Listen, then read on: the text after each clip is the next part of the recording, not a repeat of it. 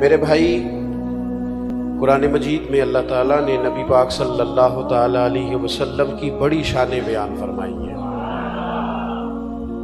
حضور علیہ الصلوۃ والسلام کی عظمتیں، بلندیاں، رفعتیں اللہ کے قرآن نے ذکر فرمائی۔ امت کو ان ساری عظمتوں سے آگاہ کرنے کا مطلب یہ ہے کہ نبی پاک کی عظمت امت کے دلوں میں بیٹھ جائے۔ جب کسی کو انسان بڑا عظیم جانتا ہے نا تو پھر اس کے طریقوں پر عمل کرتا ہے، پھر اس سے محبت ہو جاتی ہے۔ اللہ تعالیٰ نے اپنے محبوب کو جو علم عطا فرمایا وہ بھی عظیم ہے، جو معجزات عطا کیے وہ بھی عظیم ہے، اور جو اخلاقی بلندیاں عطا فرمائیں وہ بھی بڑی عظیم ہیں۔ فرمایا وَإِنَّكَ لَعَلَىٰ خُلُقٍ عَظِيمٍ، اے محبوب علیہ السلام، ہم نے آپ کو خلق عظیم کا مالک بنایا ہے۔ ہمارے ہاں لوگ یہ سمجھتے ہیں کہ اخلاق صرف میٹھا بولنے کا نام ہے۔ آپ میٹھا بولیں اور مسجع مکفہ بات کریں اور جی کریں تو آپ با اخلاق ہیں۔ حالانکہ میٹھا تو بعض اوقات لوگ ٹریننگ کے طور پر بھی بولتے ہیں، ٹریننگ ہوتی ہے۔ آپ اداروں میں جائیں تو جو بڑے ادارے ہیں ان کے جو سیل مین ہوتے ہیں ان کی ٹریننگ ہوتی ہے کہ گاہک جو مرضی کرے تم نے کڑوا نہیں بولنا۔ آپ چلے جائیں بڑی دکان پر، آپ نے کہا مجھے کپڑے چاہیے، تو وہ سیل مین آپ کو سارے تھان کھول کے دکھا دیتا ہے۔ آپ نے کہا نہیں یار تیرے پاس وہ نہیں جو مجھے چاہیے، تو وہ کہتا ہے ٹھہرے کچھ پیچھے بھی پڑے، سارے اس نے کھول دیا۔ آپ نے کہا تجھے کہا تھا نا تیرے پاس وہ نہیں ہے جن کی مجھے ضرورت ہے، تو پھر بھی آپ کو ناراض نہیں کرتا، کڑوا نہیں بولتا، کہتا ہے جناب اگلے ہفتے آئیے گا، مال اور بھی آنا ہے۔ لیکن جب بندہ دکان سے نیچے اترا نا نیچے، تو پھر پتہ کیا اس نے کہا؟ کہنے لگا اس نے ایک جوڑا لینا اور نخرے دیکھو کتنے۔ یہ با اخلاق نہیں۔ میری بات کی سمجھ آ رہی ہے؟ با اخلاق ہوتا تو یہ پشت کے پیچھے بھی وہی خیر کی بات کرتا جو اس نے منہ پہ کی تھی۔ یہ با اخلاق نہیں، اس کی ٹریننگ ہے کہ اپنا کام نکلوانے کے لیے کسی کے ساتھ میٹھا۔ اصل آپ کسی بندے کے بارے میں اصل وہ ہوتی ہے جو اس کے پشت کے پیچھے آپ بات کرتے ہیں، منہ پر تو ساری تعریف کریں گے۔ تو بہت سارے لوگ میٹھا ٹریننگ کے، جہاز کا عملہ جو ہوتا ہے نا، جن کی ایئر لائنز بڑی عمدہ ہیں اور جن لوگوں نے کام کیا ہے تو ان کے عملے کی تنخواہیں بھی بہت ہیوی ہوتی ہیں، تو جو بندہ 15,000 کی ٹکٹ لے کے بھی کسی ڈومیسٹک فلائٹ میں بیٹھا ہے نا، تو وہ تلخ بات بھی کرے تو عملہ تلخ بات نہیں کرتا۔ یہ اخلاق نہیں، یہ ٹریننگ ہے کہ تم نے گاہک کو ناراض کیوں؟ اس لیے کہ ہم نے مال بیچنا ہے، سودا بیچنا ہے۔ تو یہ ٹریننگ ہے۔ ڈھیر سارے لوگ ٹریننگ کے طور پر میٹھا بولتے ہیں، اور کچھ لوگ مطلب نکالنے کے لیے بھی میٹھا بولتے ہیں کہ چلو کام پڑ گیا ہے تو ذرا میٹھا بولو۔ فقط میٹھا بولنا اخلاق نہیں، میٹھا بولنا بھی ایک جز ہے اخلاق کا، پر صرف میٹھا بولنا اخلاق نہیں، سچ بولنا اخلاق ہے۔ واقعے کے مطابق بات کرنا اخلاق ہے۔ گفتگو کرنا تو ترازو عدل کے ساتھ اپنے علاوہ بھی کسی کی خوبی مان لینا، یہ بھی اخلاق ہے۔ جو اچھا ہو اسے اچھا کہنا، چاہے وہ ہمارا حمایتی ہو یا مخالف ہو۔ اگر وہ خیر والا ہے تو پھر جرت ہو یہ کہنے کی کہ بندہ ٹھیک ہے۔ یہ اخلاق ہے۔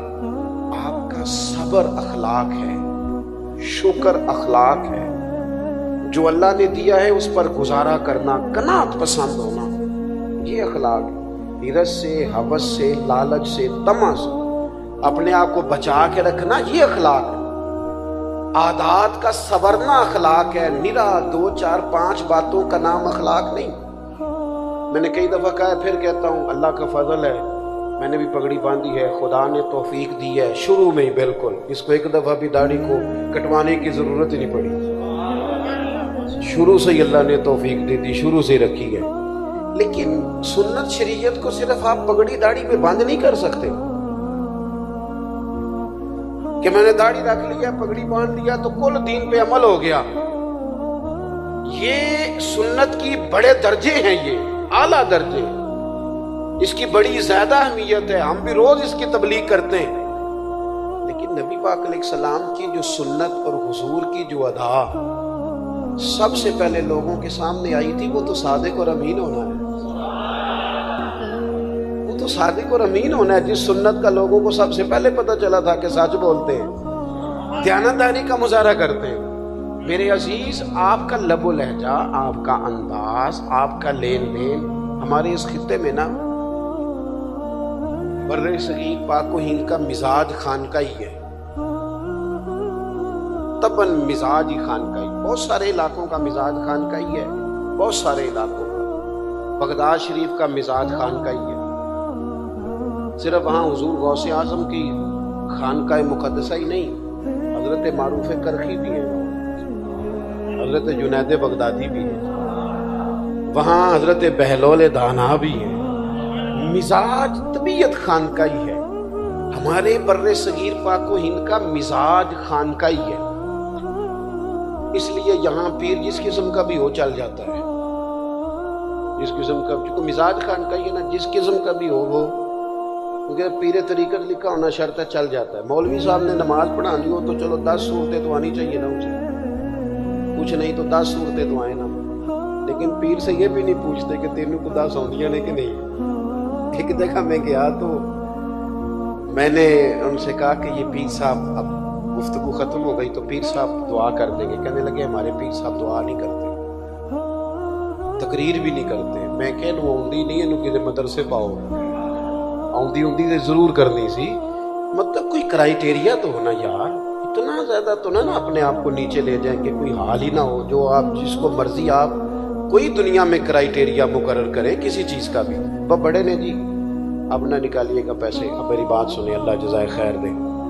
دوست، اخلاقی رویوں میں مضبوطی لانے کے لیے ہمارے صوفیاء نے، یہ مزاج صوفیانہ ہے یہاں، اب یہ تبلیغ تو یہاں صوفیاء نے کی، دین انہوں نے پھیلایا، لیکن جو تعارف ہے نا مذہب اسلام کا ہندوستان میں، تعارف وہ تاجروں نے کرایا ہے۔ یہاں سب سے پہلے جو لوگوں کو تعارف ہوا نا مذہب اسلام کا، قرآن کا، نبی پاک علیہ السلام کا، وہ تاجروں کے ذریعے ہوا ہے۔ جب بحری سفر شروع ہوئے تو ہندوستان کے تاجروں کے، عرب کے تاجروں کے ساتھ لین دین کے معاملات شروع ہوئے، یہاں کی چیزیں وہاں بکنے لگی، وہاں کی یہاں بکنے لگی، لین دین ہونے لگا۔ تو یہاں کے لوگوں نے یہ دیکھا کہ عرب شریف کے جو تاجر ہیں وہ جو کہتے ہیں وہی کرتے ہیں، لین دین کے معاملات میں بڑے کلیئر ہیں، صاف ہیں۔ ان کا وہ مزاج کی نفاست دیکھ کر یہاں کے لوگوں نے پوچھا تم کس دین کے ماننے والے ہو؟ تو جب یہ پوچھنا پڑا کہ یہ جو تمہارا لہجہ ہے، یہ جو تمہارا معاملات ہیں، لینے دینے کا صفائی ہے، کس مذہب سے تمہارا تعلق ہے، اتنا اعلیٰ اخلاقی رویہ، تو عرب تاجروں نے کہا ہم رسول رحمت کے دین کے ماننے والے ہیں۔ آپ جب تک اپنے اخلاقی رویوں میں تبدیلی نہیں لاتے، مزاج میں تبدیلی نہیں لاتے، ہمارے حضرت صاحب بڑے جلالی ہیں جی، کس بنیاد پر جلالی ہیں؟ تاجروں پر جلال کرتے ہیں، کروڑ پتی بندے پر جلال کرتے ہیں، کس پر جلال کرتے ہیں؟ ماڑا مرید آ گیا نا بیچارہ، جس نے دینا کچھ نہیں، اور ویسے بھی نفسیاتی ہے، تھوڑا دکھی زیادہ ہے، کاروبار نہیں چلتا، روز ہی آ جاتا ہے، وظیفہ تصوف تمیز اس پر جلال آتا ہے، وہ اچھا نہیں لگتا، وہ برا لگتا ہے، اس کو ڈانٹ دیتے ہیں۔ وہ جلالی پیر تو تھے وہ کہ جن کو لوگوں کی غلطیوں پر، ان کے بار بار گناہ کے اصرار پر جلال آتا۔ وہ کون تھے؟ وہ حاجی ابو داؤد محمد صادق جیسے لوگ، جو جلال کرتے تھے کس بات پر کہ تو نے داڑھی کیوں نہیں رکھی، تو سنت پر عمل کیوں نہیں کرتا، یہ تھا جلال، اس کی سمجھ آتی ہے۔ لیکن آپ کس جلال کی بات کر رہے ہیں؟ اخلاقی رویوں کی مضبوطی، آپ کا اٹھنا بیٹھنا، لینا دینا، معاملات زندگی، اس میں نفاست ہو۔ ہمارے ہاں اخلاقی رویوں کی سب سے زیادہ ضرورت گھروں کے اندر ہوتی ہے، اور ہمارا حال یہ ہوتا ہے کہ باہر ہمارا رویہ بالکل ٹھیک ہوتا ہے اور گھر میں ہماری طبیعت بڑی سخت ہوتی ہے۔ حالانکہ سب سے زیادہ ضرورت گھر والوں کو ہے، اب وہ جج صاحب جو ہیں جو گھر جاتے ہیں تو ان کا دل کرتا ہے گھر والے بھی کوئی فیصلہ ہی کرا لیں مجھ سے، کوئی مقدمہ سناؤ تمہارا فیصلہ کرو۔ اور ٹیچر صاحب کہتے ہیں میں گھر جاؤں تو میرا دل ہے سارے کتابیں نکالیں کو سبق پڑھ لیا جائے۔ علامہ صاحب، مفتی صاحب، پیر صاحب، ان کو عادت ہوتی ہے ادب کرانے کی، جوتے کوئی دوسرا ہی اٹھاتا ہے اکثر، تو ان کا بھی دل کرتا ہے کہ جب میں گھر جاؤں نا بس سارے اٹھ کے کھڑے ہو جائیں۔ تو بھئی یہ ساری آپ کی جتنی بھی اللہ نے اعزازات دیے ہیں یہ گھر کے باہر ہیں، گھر کے اندر تو آپ بیٹے ہیں کسی کے، بھائی ہیں کسی کے، شوہر ہیں کسی کے، بیوی منتظر ہے، اس نے سارے دن کی باتیں آپ سے کرنی ہیں، وہ سب سے زیادہ خیر کا آپ کو جانتی ہے، لیکن آپ کہتے ہیں میں تھکا ہوا آیا ہوں، تو نے بات شروع کر دی ہے۔ تو باہر تو آپ گپے مارتے ہوئے آ رہے ہیں، یاروں سے دوستوں سے روٹیاں کھائیں، دعوتیں کھائیں، ادھر گئے اور گھر آپ کو کہا 10 منٹ بعد سن لیں۔ اول تو جناب کا موڈ ہی ٹھیک نہیں، اور اگر ٹھیک ہے تو آتے ہی موبائل کھول لیا ہے۔ کس کو بات سنائیں؟ اخلاقی رویے کی سب سے زیادہ ضرورت آپ کے گھر میں ہے، اللہ تعالیٰ نے سب سے زیادہ ذمہ داری آپ کی لگائی ہے۔ سنو میرے محبوب کا اخلاق کیا ہے، سیدہ طیبہ طاہرہ ام المومنین حضرت عائشہ صدیقہ، صدقے ان راہوں کے جہاں سے ہماری ماں چلا کرتی، اس خاتون کے کیا کہنے کہ جن کے گھر آ کے رسول کریم سکون اور آرام محسوس فرماتے تھے۔ حضرت عائشہ صدیقہ رضی اللہ تعالی، حضرت عائشہ صدیقہ کہتی ہیں ایک دن حضور مجھ سے فرمانے لگے، ضروری نہیں کہ کوئی بندہ باقاعدہ شکایت کرے، آپ لب و لہجے سے تو بھی سمجھے نا، آپ انداز سے بھی سمجھے نا کہ بات کہاں پہنچ گئی ہے۔ حضور ایک دن فرمانے لگے، یہ ذرا بات کو سمجھنا، ایسا نہیں کہ کوئی شکایت ہوئی، کوئی بات ہوئی، کچھ کہنا پڑا، کسی کو بتانا پڑا، حضور خود فرمانے لگے۔ کریم محبوب علیہ السلام فرمانے لگے، عائشہ ایک بات کروں تم سے؟ یا رسول اللہ کیجیے۔ فرمایا جب آپ مجھ سے ناراض ہوتی ہیں تب بھی مجھے پتہ چل جاتا ہے، اور جب آپ راضی ہوتی ہیں پھر بھی پتہ چل جاتا ہے، مجھے پتہ چل جاتا ہے۔ حضرت عائشہ صدیقہ کہتی ہیں میں تو چاقو چبند ہو گئی، آنکھیں کھل گئی، حضور یہ کیا بات ہوئی، کیسے؟ حضور فرمانے لگے بتاؤں پھر؟ عرض کی یا رسول اللہ میں اور آپ سے ناراض، بتاؤں پھر؟ یا رسول اللہ بتائیے۔ تو ذرا یہ بات سمجھنا، اگر آپ یہ ایک بات سمجھ گئے تو ہمارے یہاں جمع ہونے کا مسئلہ حل ہو، مقصد حل ہو گیا۔ حضور فرمایا یار ضروری ہے کہ کوئی احتجاج ہی کرے تو بات سنی جائے، اپنے ارد گرد والوں کے جذبات کا بھی تو خیال رکھو نا، وہ کیا سوچتے ہیں کس دکھ میں، ضروری ہے کہ بہت رو کے ہی بتایا جائے تو ہم مسئلہ حل کریں۔ کریم محبوب فرمانے لگے عائشہ سنو، کبھی کبھی قسم اٹھاتی ہو؟ یا رسول اللہ اٹھاتی ہوں۔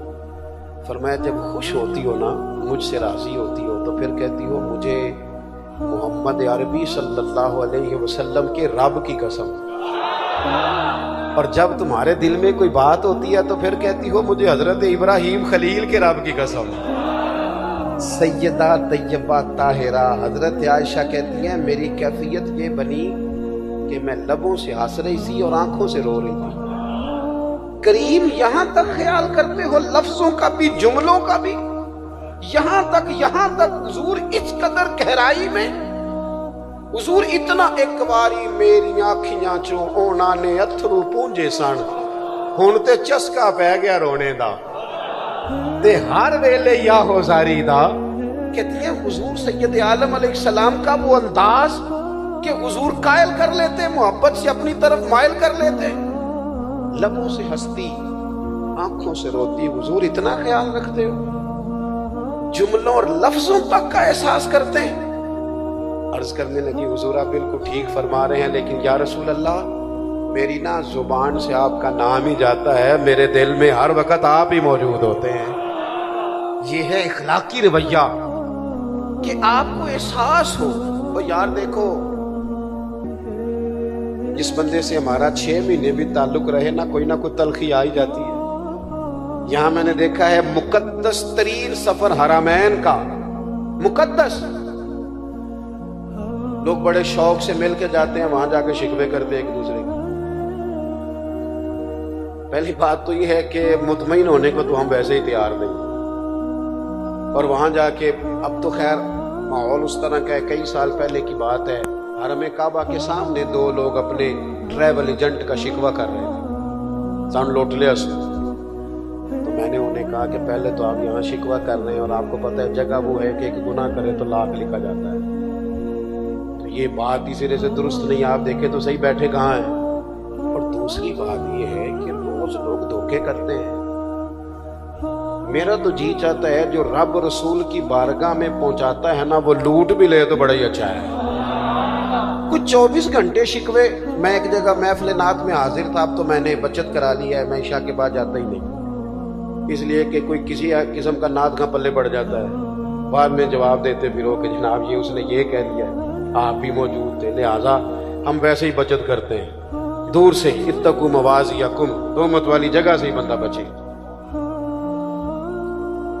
ایک جگہ بیٹھے تھے تو نعت خانہ شعر پڑھ رہا تھا، اور شاید میرے جیسے لوگوں کے لیے پڑھ رہا تھا، مرحوم اعظم چشتی کا کلام تھا، تیری نسبت نے سوارا میرا انداز حیات، میں اگر تیرا نہ ہوتا سگے دنیا، میں گلیاں دا روڑا کوڑا تے محل چڑھایا ہے سانیاں۔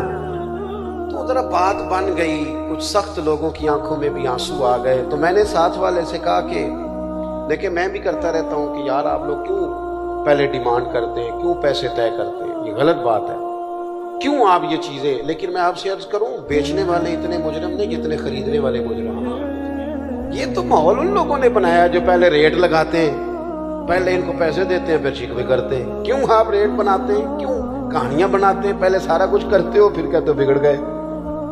تو ذرا دل کو بات لگی تو میں نے ساتھ بیٹھے ہوئے شخص سے کہا یار آج بڑا سونا پڑا ہے، اس نے مزہ آ گیا ہے۔ وہ فوراً کہنے لگا کہ انہیں 40,000 لے آ دے، یہ ہنسنے کی بات نہیں رونے کی ہے۔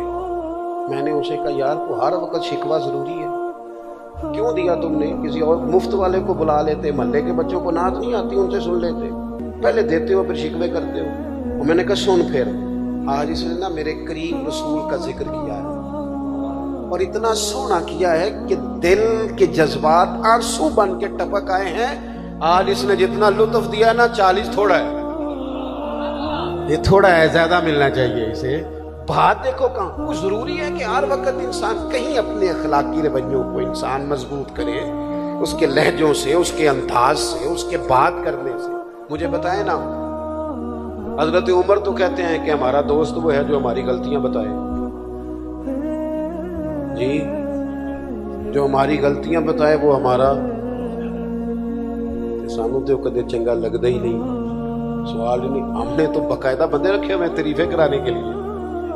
یہ نقیب محفل کی یہ ابھی مجھے اچھا نہیں لگ رہا تھا، لیکن میں کچھ عرصے سے نا جی آتے ہی مائک لے لیتا ہوں، اس لیے کہ ہم جو نہیں ہیں وہ ہمیں بتایا جاتا ہے، تو اپنے آپ میں بندے کو شرم آتی ہے کہ یہ کیا کہا جا رہا ہے، بھلا ضرورت ہے ان چیزوں کی؟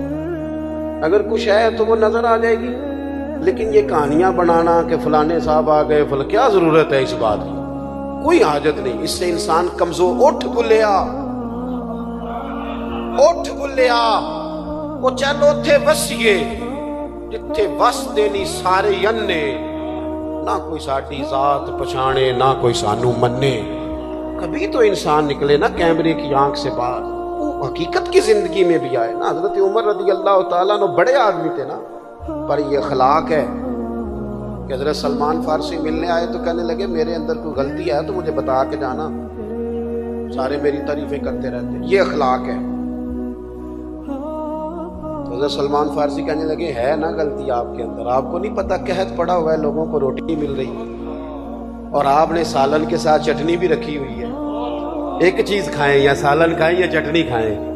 تو حضرت عمر کیا کہنے لگے؟ کہنے لگے رب تیرا بھلا کرے، تو نے عمر کی اصلاح کر دی، اللہ تجھے بہترین جزا عطا فرمائے۔ یہ تربیت ہے، یہ مثال، یہ اخلاق ہے۔ یہ مت سمجھیں کہ نیرا تھوڑی دیر میٹھا بولیں، جناب روٹی کھانی ہے، جناب کھانا کھانا ہے، تو واپس آ کے بڑا با اخلاق ہے جی، سانو بڑا پروٹوکول دیتا اس نے۔ او بھائی یہ تو بعض اوقات ضرورت کے لیے کرتے ہیں لوگ۔ آپ کے لہجے میں حسن تب آئے گا جب آپ اخلاق کی اصل پوزیشن کو سمجھیں گے۔ بس میں بات سمیٹنے لگا ہوں۔ حضور نے ایک بہت بڑا اخلاقی رویہ بتایا ہے. زندگی میں ضروری نہیں ہوتا بندہ سب جگہ کامیاب ہی ہو. نوجوان ذرا غور کریں میری بات پر. میدان میں رہنا شرط ہے، جیتنا شرط نہیں. جتنے انبیاء کرام علیہم السلام دنیا میں آئے سارے کامیاب ہو کے گئے، لیکن کسی کا کلمہ 4 لوگوں نے پڑھا ہے، کسی کا 6 نے پڑھا ہے. ڈیوٹی کتنی ہے؟ 950 سال.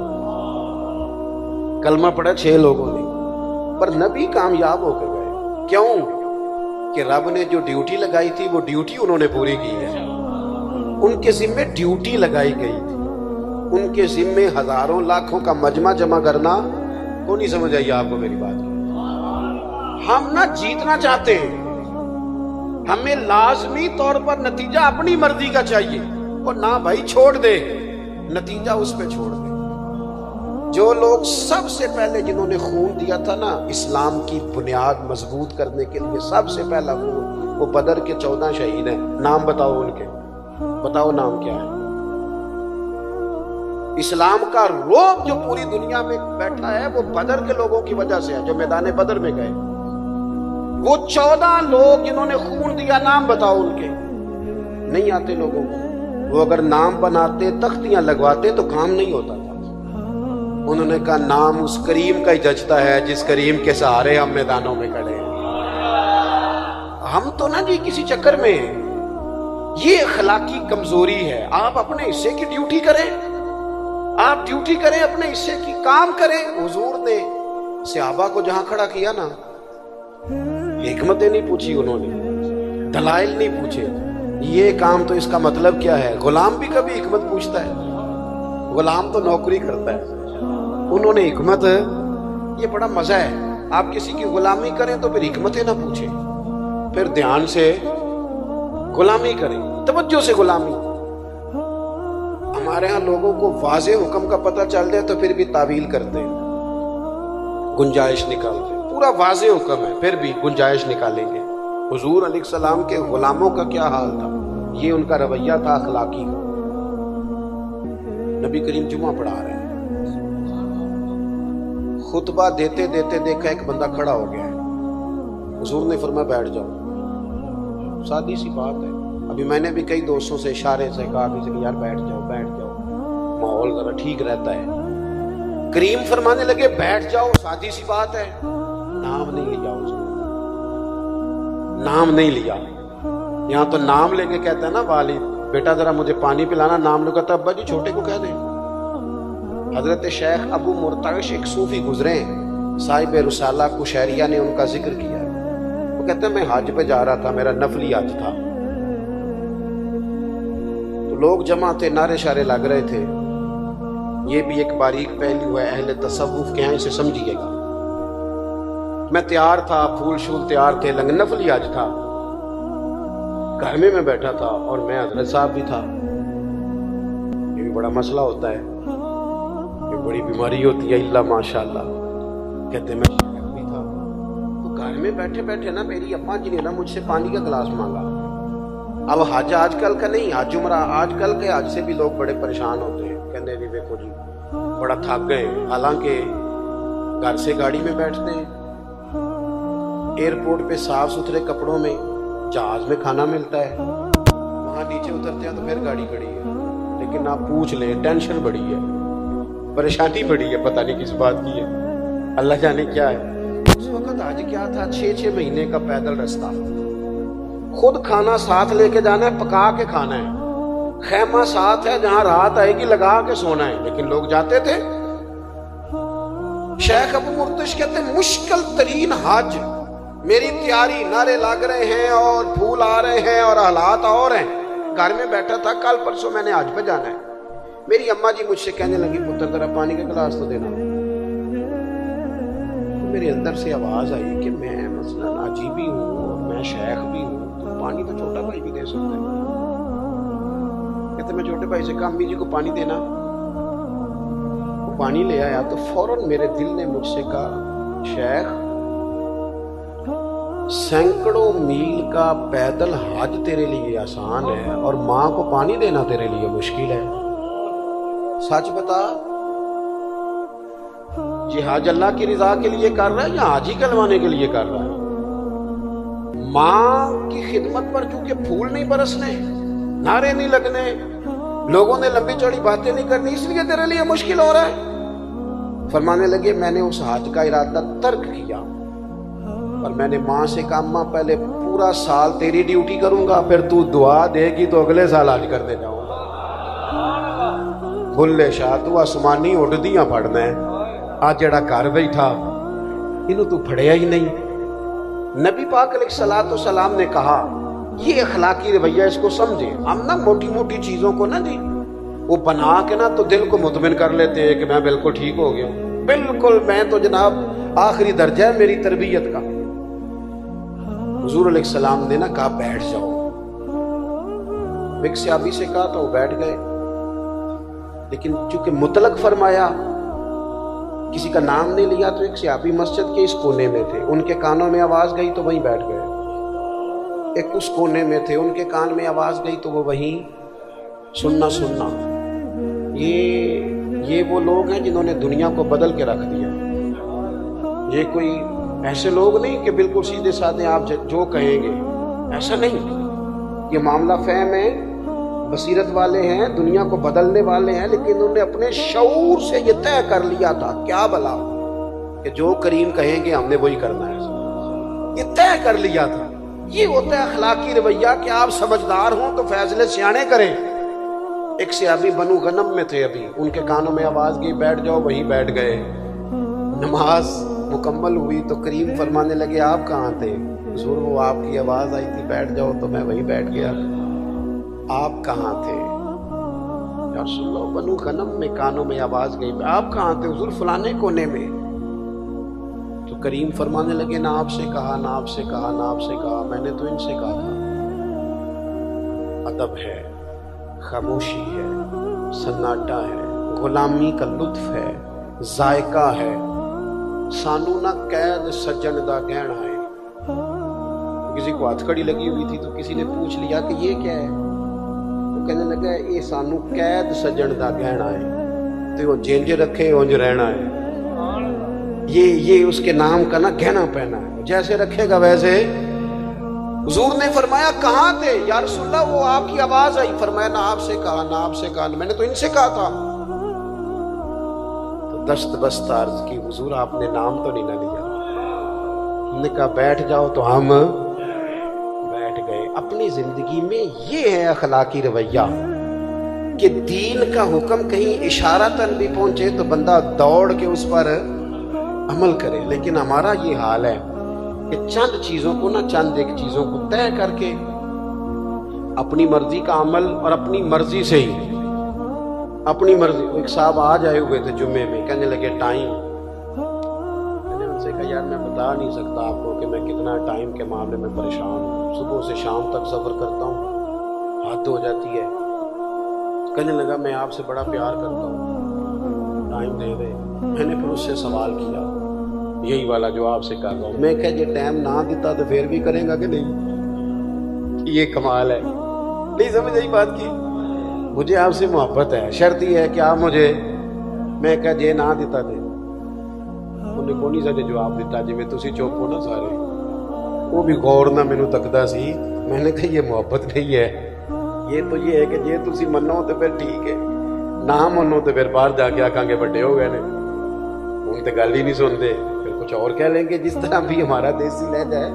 तो मोहब्बत ये है, प्यार ये है कि हम ना असल की तरफ देखें कि उसूल क्या है, ज़ाब्ता क्या है, कानून क्या है, अपने अखलाकी रवैये को उन ज़ाब्तों का पाबंद करें। एक बात आखिर में, बात तो मुकम्मल हो गई थी, वो मेरा दिल है वो भी कर दूं। हुजूर ने एक रवैया और भी सिखाया है और बाकायदा बैत ली हुजूर ने सहाबा से। हज़रत हकीम बिन हिज़ाम कहते हैं हुजूर ने फरमाया मेरी बैत करो। अर्ज की हुजूर किस बात पर? इस्लाम पर तो हम बैत कर चुके हैं। तो हुजूर ने फरमाया बैत करो कि तुम किसी दुनियादार के सामने हाथ नहीं फैलाओगे। थोड़ा सा ना जो रब ने दिया उस पर जीना सीखे। بس کوئی بندہ آپ کسی کروڑپتی آدمی کی طرف بھی کبھی امید لگائیں گے تو چند ہزار کے بعد بھی بات کرے گا۔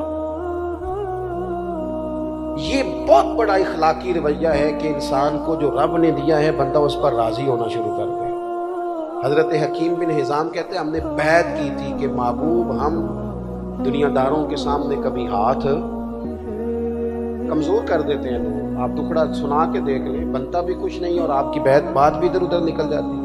تھوڑا مضبوط ہو زندگی میں کچھ، اور زندگی میں ایک وقت ایسا بندے پہ آتا ہے جب وہ تنہا رہ جاتا ہے اور اپنے چاروں جانب جب وہ گھوم کے دیکھتا ہے تو پھر اسے سمجھ آتی ہے سہارا اللہ رسول کا ہی ہے، اور پھر وہ بات اسے تگڑا بھی کر جاتی، مضبوط کر جاتی، اسے جینا آ جاتا ہے۔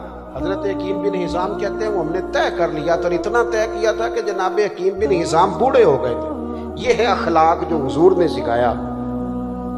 بڑھاپا تھا، گھوڑے پہ بیٹھے تھے یا اونٹ پہ بیٹھے تھے تو ہاتھ کے اندر درہ تھا، وہ درہ زمین پہ گر گیا، قریب غلام کھڑا تھا، حضرت حکیم بن حزام خود نیچے اترے، وہ درہ اٹھایا، دوبارہ بیٹھنے لگے تو ذرا تکلیف ہوئی تو خادم کہنے لگا حضور مجھے بتا دیتے، فرمانے لگے حضور سے وعدہ کیا ہے کہ کسی سے سوال نہیں کروں گا۔ اپنی زندگی میں نہ طے کرے کہ میرے مالک نے جہاں مجھے رکھا ہے بڑا ہی سونا رکھا ہے، بڑا ہی بہترین رکھا ہے، اس کو طے کریں۔ اگر آپ اپنے رب کی عطا پہ مطمئن ہو جائیں گے تو زندگی مطمئن ہو جائے گی۔ یہ بہترین اخلاق ہے کہ انسان اپنی ذمہ داری، ہمیں دوسروں کا سارا پتہ ہوتا ہے کہ وہ کام صحیح نہیں کر رہے، یار یہ تو آپ سے حساب ہی نہیں ہونا، آپ سے تو آپ کا حساب ہونا ہے کہ جو آپ کی ذمہ داری ہیں وہ آپ ٹھیک پوری کر رہے ہیں۔ آپ اپنی ڈیوٹی کو مضبوط کریں بجائے اس کے کہ ادھر ادھر دیکھا جائے۔ اللہ کے حضور دعا کرتا ہوں اللہ ہم سب کے لیے عمل کا راستہ آسان کرے۔ آخر دعوانا